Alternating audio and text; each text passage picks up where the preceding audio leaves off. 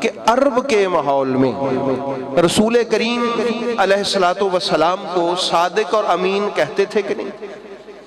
اعلان نبوت سے پہلے کیا کہتے تھے نا، صادق و امین۔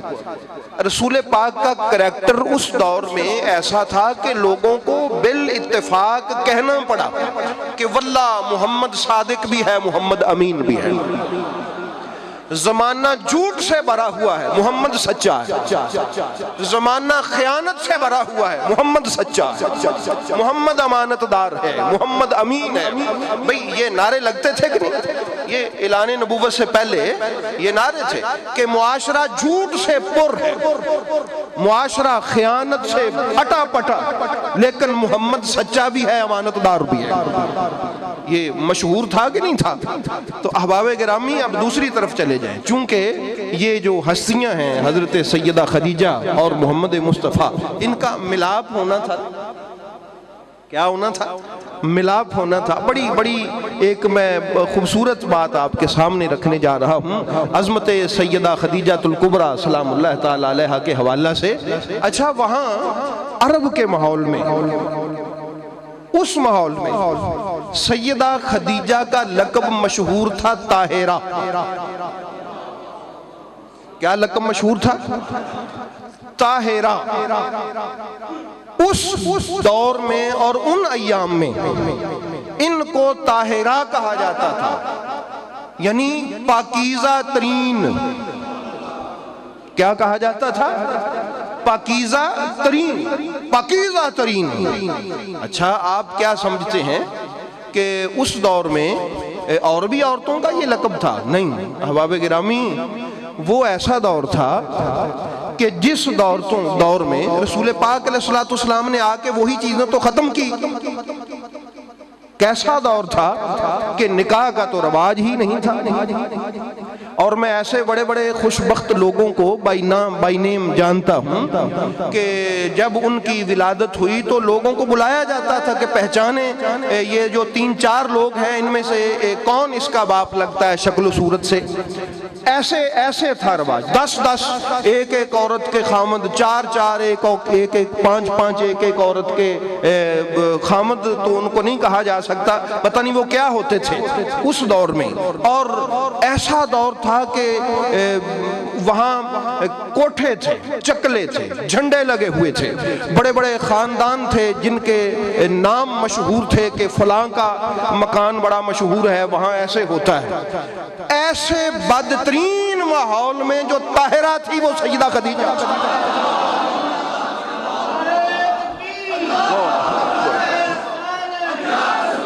اس لیے بھائی بات سمجھ گئے ہیں کہ نہیں سمجھ گئے؟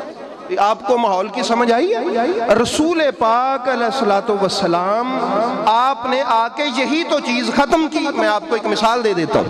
حضرت عباس نبی پاک کے چچا جان رسول کریم علیہ الصلوۃ والسلام کے پاس آئے مدینہ طیبہ میں، آ کے عرض کیا حضور لوگ ہمارے بارے میں کوئی بات کرتے ہیں، میرے خاندان کے بارے میں، آپ کے خاندان کے بارے میں کوئی بات کی ہے، میرا دل دکھی ہوا۔ رسول پاک علیہ الصلوۃ والسلام کے یہاں وہ جو رگ ہوتی تھی نا، جو غصے کے وقت نمایاں ہوتی تھی، وہ ظاہر ہوئی، آنکھیں سرخ ہوئی۔ آپ نے فرمایا بلاؤ سارے لوگوں کو مدینے کے۔ لمبا خطبہ دیا، اس میں آپ نے کیا ارشاد فرمایا تھا؟ فرمایا لوگو ہم نکاح والے ہیں۔ یہ بڑی ایک میں آپ کو بڑی بات بتا رہا ہوں۔ فرمایا باتیں کرتے ہو، ہم یہ گھرانہ محمد کا نکاح والا گھرانہ ہے۔ بتایا کہ لوگوں یہی تو وہ گھر ہے کہ جب نکاح کا رواج نہیں تھا تو ہمارے گھر میں نکاح ہوتا تھا۔ تو حضرت سیدہ خدیجہ الکبریٰ ہوں، رسول پاک کا گھر ہو، یہ پاکیزگیوں کا مرکز پہلے بھی تھا، اب بھی ہے۔ اب حضرت سیدہ خدیجہ کا لقب کیا تھا؟ طاہرہ۔ کیا تھا؟ اور وہاں کے حالات کیا تھے وہ آپ نے سن لیے۔ واللہ بخدا یہ آپ قرآن کریم کی تفاسیر میں پڑھ سکتے ہیں. سورہ النور کی کبھی آپ تفسیر پڑھ کے دیکھیں، تاریخ نہیں، تاریخ کی کتاب کی میں آپ کو بات نہیں کر رہا، آپ کو وہاں ملے گا بہت سارے مفسرین نے لکھا ہوا ہے، چونکہ وہاں زنا کے احکام بیان ہوئے بہت زیادہ سورہ النور میں. اس کی اللہ تعالیٰ نے بہت بیخ کنی کی اور بڑے سخت احکام نازل فرمائے سورہ النور میں زنا کے حوالہ سے. تو وہاں ان آیات کی شرح میں عرب کے سارے حالات درج ہیں کہ عرب کے حالات کیا تھے. زنا نہیں سمجھا جاتا تھا. ایسے ایسے لوگ کہ جن کے 4 10 باپ ہوتے تھے، لوگ بڑے فخر سے کہتے تھے، کوئی اس کو عیب نہیں سمجھا جاتا تھا. اس دور میں ایسی عورتیں، ایسے لوگوں کی مائیں تھیں کہ جن کو پتہ ہی نہیں تھا کہ ہمارا باپ کون ہے. ایسی ہستیاں موجود تھی. اس دور میں کوئی طاہرہ تھی تو سیدہ خدیجہ الکبریٰ تھی. لوگوں میں مشہور تھا کہ یہ طاہرہ ہیں، طیبہ ہیں، پاکیزہ ہیں. تو احباب گرامی، چونکہ اللہ نے ان کو ملانا تھا، ادھر الطیبات للطیبین والطیبون للطیبات، پاک مرد اور پاک عورتیں، پاک عورتیں اور پاک مرد. اللہ نے فرمایا یہ میرا اصول ہے. اب سیدہ خدیجہ الکبریٰ کتنی پاک تھیں، آپ اس کو محمد عربی کی پاکیزگی پہ پرکھ سکتے ہیں. کتنی پاک تھیں، اس پہ آپ اس کو پرکھ سکتے ہیں. تو اس لیے احباب گرامی، سیدہ خدیجہ الکبریٰ سلام اللہ تعالی علیہا، آپ وہ ہستی ہیں کہ جن کو رسول پاک سرکار نے اپنے نکاح میں جب لیا تو اس سے پہلے کا ایک میں واقعہ عرض کر دوں.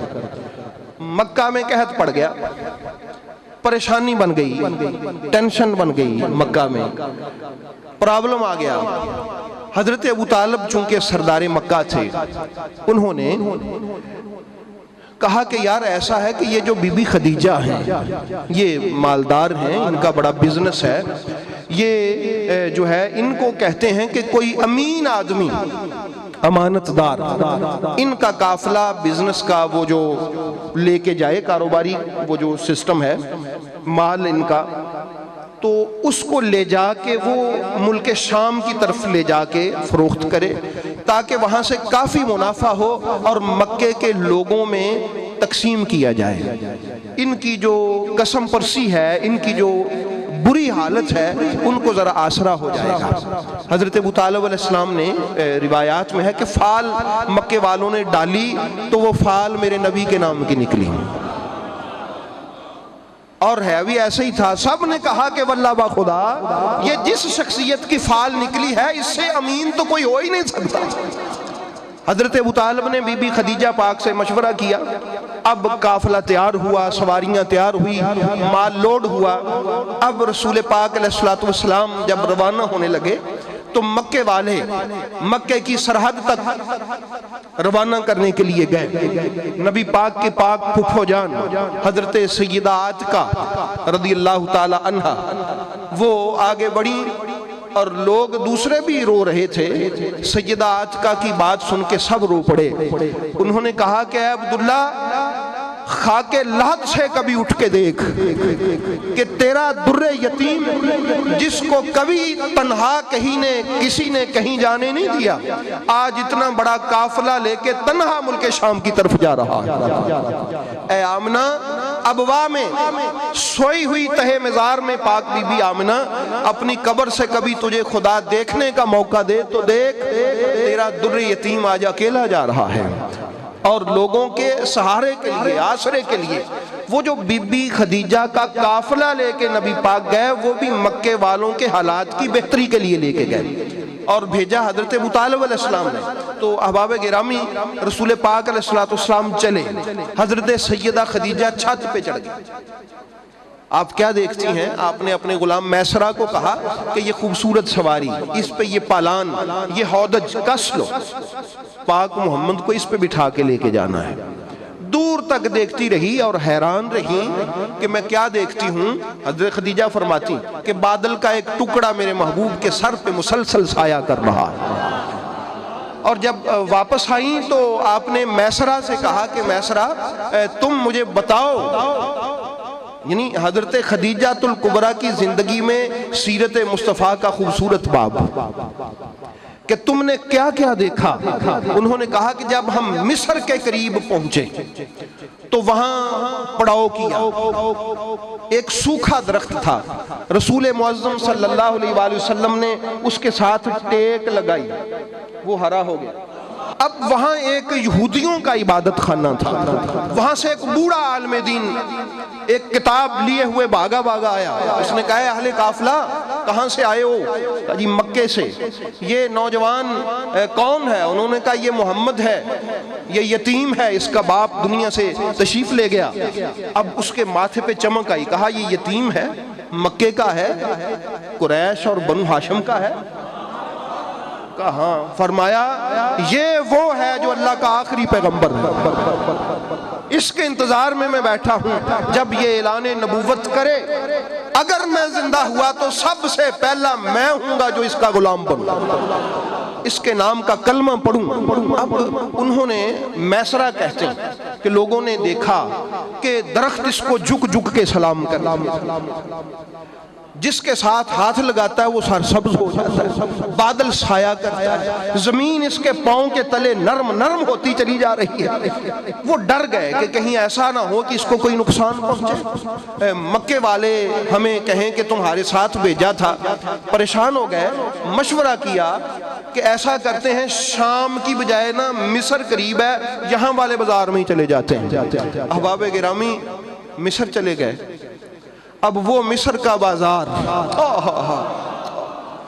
جہاں کبھی حضرت یوسف ان بازاروں میں بکنے کے لیے آئے تھے، انہی بازاروں میں اللہ کا محبوب، یوسف کا بھی محبوب، حسینوں کا تاجدار، جس کے حسن کو دیکھ کے جناب یوسف کا دل بھی لبانے لگے، اسی بازار میں جس میں کبھی جناب یوسف بکنے آئے تھے آج محمد بیچنے آئے تھے۔ اسی بازار نے حسن یوسف بھی دیکھا تھا اور اسی بازار نے حسن محمد بھی دیکھا۔ وہ یہ اللہ کی منشا تھی، اس کی حکمت تھی۔ تو احباب گرامی وہ میسرہ کہتا ہے کہ لوگوں نے حسن محمد دیکھا اور قربان ہوتے چلے گئے، بڑا منافع ہوا، بڑی اللہ کی کرم نوازی ہوئی، واپسی کا بھی سارا منظر بیان کیا۔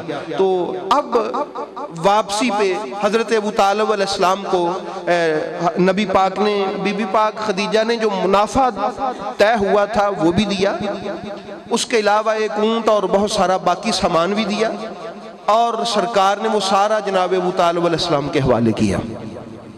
آپ نے کچھ قرض دینا تھا قرض دیا، کچھ لوگوں کی خدمت کی، باقی مکے میں تقسیم کیا، لوگوں کی حالت کے مطابق جیسے جیسے کسی کو چاہیے تھا وہ تقسیم کیا۔ اس سے ہم یہ سیکھتے ہیں کہ رسول پاک کا گھرانہ ہمیشہ غریبوں کی مدد کرتا آیا، ہمیشہ ضرورت مند اور محتاج لوگوں کی جو ہے وہ ان کی ضرورتوں کو دیکھتا چلا آیا اور ضرورتیں پوری کرتا چلا آیا۔ تو احباب گرامی اس کے بعد سیدہ خدیجہ الکبریٰ سلام اللہ تعالی علیہ کا نکاح ہوا رسول پاک صلی اللہ علیہ وآلہ وسلم سے۔ نکاح کے بعد آپ تشریف لے، میں نے آپ کو بتایا تھا پچھلے سال کہ 80,000 اونٹ سیدہ خدیجہ الکبریٰ کا سرکل میں ہوتا تھا، یہاں ہندوستان تک، شام، سیریا، فلسطین اور مصر، یمن، یہ سارے علاقوں میں سیدہ خدیجہ الکبریٰ سلام اللہ تعالی علیہ کا بزنس تھا۔ اتنی بڑی بزنس مین تھی، اربوں پتی تھی، کروڑوں پتی۔ اور جب ان کا نکاح ہوا تو انہوں نے کیا عرض کیا تھا کہ میں اور میرا سارا مال محمد عربی کا ہے۔ اور وہ مال کیسے لگا؟ ساری زندگی رسول پاک کی امت پہ خرچ کرتے تھے۔ اور شان کیا ہے کہ رسول پاک علیہ السلام غار حرا میں تشریف فرما ہیں، سیدہ خدیجہ الکبریٰ سالن اور کچھ وہ لے کے غار حرا کی طرف جا رہی ہیں تو جبریل آتا ہے، آ کے عرض کرتا ہے یا رسول اللہ پاک فرماتے ہیں پیغام آتا ہے کہ ابھی کچھ دیر میں خدیجہ آپ کے پاس آنے والی ہے۔ یہ تقریباً 2 کلومیٹر اونچائی ہے اس کی، غار حرا کی نیچے سے اوپر کی طرف۔ سیدہ خدیجہ وہاں سامان لے کے جاتی، جب آ رہی تھی تو فرمایا اللہ فرماتا ہے یا رسول اللہ کہ جب خدیجہ آئیں ان کے ہاتھ میں برتن ہے، سالن ہے، آپ کے کھانے کا سامان ہے، ان کو کہیے گا کہ رب آپ کو سلام کہتا ہے، اور یا رسول اللہ جب اللہ کا سلام کہہ دیں تو میرا بھی سلام کہہ دیجیے، میرا بھی سلام کہہ دیجئے گا۔ یہ شان سیدہ خدیجہ الکبریٰ کی، حضرت سیدہ خدیجہ کو رسول پاک نے سب سے پہلے کہا کہ اے خدیجہ اللہ آپ کو سلام کہتا ہے، تو سیدہ خدیجہ الکبریٰ نے فرمایا وہ تو خود سلام ہے، اللہ تو خود سلام ہے، جبریل پر بھی سلام ہو یا رسول اللہ آپ پر بھی اللہ کا سلام ہو۔ یہ شان تھی حضرت سیدہ خدیجہ الکبریٰ کی، اور زندگی کا انداز کیا تھا کہ رسول پاک کو گھبرائے ہوئے دیکھا، پریشان دیکھا، ملال دیکھا، پوچھ لیا یا رسول اللہ آپ کے چہرے پہ پریشانی ہے، آپ ٹینشن میں ہیں، پریشان کیوں ہیں؟ نبی پاک نے فرمایا وہ میں نے دیکھا میرے وہاں کچھ لوگ ان کے پاس مکان نہیں ہے، چھت نہیں تھی، ان کا لباس بڑا بوسیدہ تھا، کھانے کے لیے کچھ نہیں تھا، تو میری طبیعت بھر آئی ہے ان کو دیکھ کے۔ سیدہ خدیجہ پاک نے وہاں سے اشرفیوں کی تھیلیاں والا ایک باکس نکالا اور یوں رکھنا شروع کیا ایک دوسرے کے اوپر، یہاں تک آ گیا، اور وہاں سے آواز دی یا رسول اللہ یہ سارے پیسے آپ کے امتیوں کے ہیں۔ رسول پاک علیہ السلام مسکرائے، وہ دیوار گرا کے کہا، وہ جو دیوار تھیلیوں کی بنائی تھی، گتھلیاں چپایا، وہ جو تھیلیاں تھی، عرض کی یا رسول اللہ آپ کی اس ایک مسکراہٹ پہ خدیجہ کا سارا مال قربان۔ اس طرح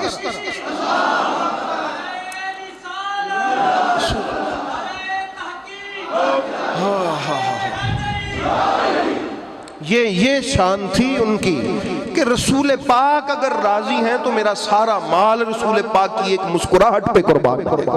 تو اس لیے احباب گرامی یہ اس انداز میں سیدہ خدیجہ الکبریٰ آپ فرماتی ہیں کہ یا رسول اللہ کسی صحابی کو ضرورت ہے، کسی نے سفر پہ جانا ہے، اس کے بعد کسی کے بیوی بچوں کو ضرورت ہے، تو میرا مال حاضر ہے، میرا سارا مال آپ کی امت کے لیے، آپ کی امت کے ضرورت مند لوگوں کے لیے۔ تو اس سے ہم سیکھتے یہ ہے کہ انہوں نے ہمیں بتایا کہ رسول پاک کی امت کا خیال کریں نا تو رسول خوش ہوتے ہیں۔ اس سے یہ ہم نے سمجھنا ہے کہ رسول پاک کی امت کا خیال کریں تو کون خوش ہوتا ہے؟ رسول پاک خوش ہوتے ہیں، اور جب رسول پاک خوش ہوتے ہیں تو پھر خدا خوش ہوتا ہے۔ تو ہم نے ان کی زندگی کے اس پہلو سے یہ سیکھنا ہے کہ ہم نے بھی امت مصطفیٰ کا خیال کرنا ہے، ہم نے بھی امت مصطفیٰ کے دکھ بانٹنے ہیں، ہم نے بھی امت مصطفیٰ کی خیر خواہی کرنی ہے، ہم نے بھی امت مصطفیٰ سے محبت کرنی ہے، ہم نے بھی امت مصطفیٰ کا بھلا چاہنا ہے۔ حضرت سیدہ خدیجہ الکبریٰ کو یہ بات پتہ لگ چکی تھی کہ جتنا رسول اپنی امت کی خیر خواہی پہ خوش ہوتے ہیں اور کسی سے خوش نہیں ہوتے۔ بات سمجھ آگئی میری؟ آپ یہ بات ذہن نشین رکھیے گا کہ امت کا بھلا چاہیے، امت کی خیر چاہیں، امت کا بھلا کریں، امت سے محبت کریں، امت میں امن و آشتی اور محبت تقسیم کریں، امت میں پیار تقسیم کریں، اور امت کے ساتھ محبت سے تعاون کے ساتھ پیش آئیں۔ مصطفیٰ بھی خوش ہوتے ہیں اور خدا بھی خوش ہوتا ہے۔ یہ میسج ہے آپ کی زندگی کا ہمیں، اور اس قدر پیش کیا واللہ بخدا، اس قدر پیش کیا کہ جب آپ کا وقت وصال تھا نا تو نئی چادر خریدنے کے پیسے نہیں تھے سیدہ خدیجہ الکبریٰ کے پاس، جو بھی آتا تھا سب کچھ تقسیم ہو جاتا تھا۔ سیدہ کائنات ابھی کم سن تھی، چھوٹی تھی، 4-5 سال کی، بی بی فاطمہ الزہراء، قربان جاؤں کیسی ماں ہیں سیدہ خدیجہ کہ جن کے پاک بطن سے وہ مصدر طہارت نے جنم لیا۔ طہارت کا جو مرکز ہے سیدہ زہرا سلام اللہ تعالی علیہا، وہ سیدہ فاطمہ الزہراء جن کی کوئی بھی نظیر نہیں ہے، جن کی کوئی مثال نہیں ہے، ان کی ماں ہے سیدہ خدیجۃ الکبریٰ، جن کے بطن اطہر سے حسنین کریمین جیسے لوگ کائنات میں تشریف لے کے آئے، ان کی ماں ہے سیدہ خدیجۃ الکبریٰ سلام اللہ تعالی علیہا۔ سیدہ فاطمہ الزہرا کو بھیجا اور میں اپنے بابا جان سے کہیں کہ میری ایک خواہش ہے، کچھ نہیں مانگا، ساری زندگی سب کچھ قربان کیا، خواہش بھی کی تو کیا خواہش کی، میری خواہش ہے کہ وہ چادر جو وحی کے نزول کے وقت آپ کے کندھوں پہ ہوتی تھی، اگر آپ کفن میں مجھے وہ دے دیں تو میں ذرا خوش ہو جاؤں۔ رسول پاک نے فوراً وہ چادر اتاری، سیدہ زہرا پاک کو عطا فرمائی، فرمایا بیٹی یہ اپنی امی جان کو پیش کر دو۔ تو ان کی جب 10 رمضان شریف کو وصال ہوا، حضرت ابو طالب علیہ السلام کے 35 دن بعد،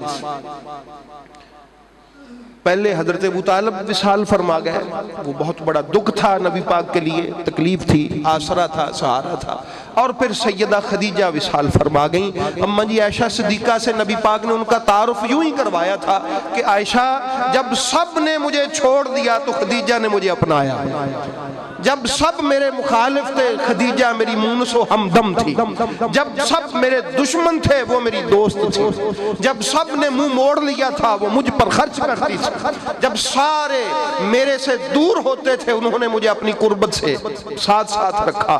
تو یہ حضرت سیدہ خدیجۃ الکبریٰ ہیں۔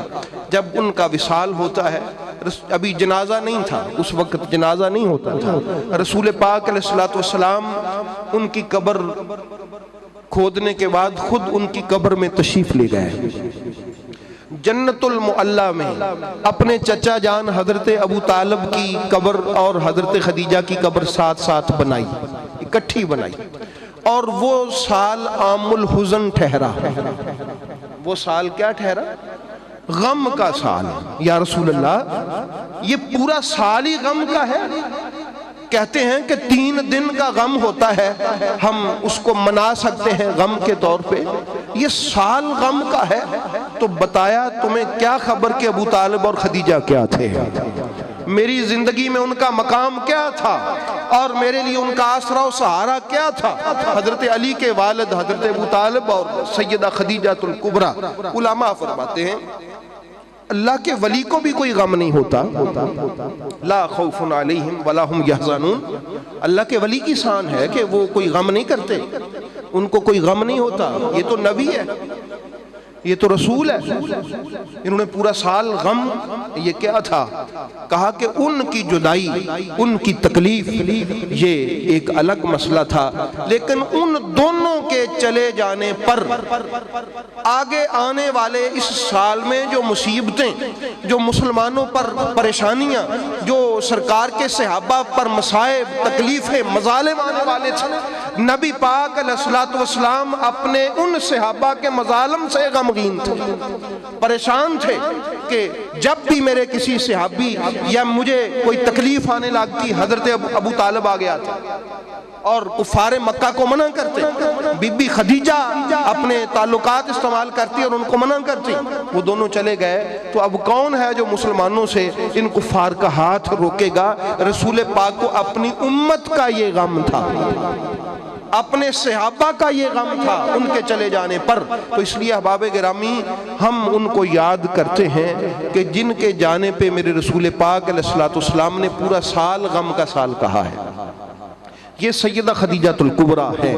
تو اس لیے ہمیں ان کی قربانیوں کو یاد رکھنا چاہیے، ان کی نسبت بھی تو بڑی بلند ہے۔ سرکار نے فرمایا تھا عائشہ مجھے اللہ نے اولاد اب میری اسی بیوی سے دی ہے، میری ساری اولاد حضرت سیدہ خدیجۃ الکبریٰ سے، اور میری کسی بیوی سے میری اولاد نہیں ہے، میری اولاد بھی اسی بیوی سے ہے، میری مونس و غمخوار بھی ان دنوں میں وہ تھی، میری مدد کرنے والی بھی وہ تھی، میرے اوپر سارا مال خرچ کرنے والی بھی وہ تھی، اس لیے میں ہمیشہ ان کو یاد کرتا رہتا ہوں۔ اب حضرت سیدہ فاطمہ الزہرا سلام اللہ تعالی علیہا روتی تھی، ابھی کم سن تھی، چھوٹی عمر میں تھیں، تو اپنے بابا جان محمد مصطفیٰ سے پوچھتی ہیں کہ میری ماں خدیجہ کہاں ہیں؟ آپ اندازہ کر سکتے ہیں کہ 4-5 سال کے بچے کی ماں دنیا سے چلی جائے تو اس کی کیا کیفیت ہوتی ہے، اور وہ ماں بھی سیدہ خدیجہ الکبریٰ جیسی مونس و ہمدم بار بار پوچھتی، آتی، چکر لگاتی، بابا جان میری ماں کہاں ہے؟ تو حضرت جبریل آ گئے، عرض کیا یا رسول اللہ، اللہ پاک فرماتا ہے کہ اپنی بیٹی کو بتا دیں کہ تیری ماں موتیوں کے ان محلوں میں ہے کہ جہاں نہ کوئی شور ہے، نہ کوئی تکلیف ہے، نہ کوئی پریشانی ہے، میں نے اسے اس محل میں جگہ دی ہے جہاں راحت اور آرام ہی ہے۔ یہ حضرت سیدہ فاطمہ الزہرا سے رسول پاک نے فرمایا۔ اس لیے احباب گرامی ان کا جو منصب اور مقام ہے وہ یہ ہے کہ ان کی بیٹی سیدہ زہرا ہیں سلام اللہ تعالی علیہا۔ رسول پاک کی باقی بھی ساری اولاد اسی پاک بی بی سیدہ خدیجہ الکبریٰ سے تھی۔ تو دعا ہے کہ اللہ پاک ہمیں ان کے فیوز و برکات سے مستفیض فرمائے۔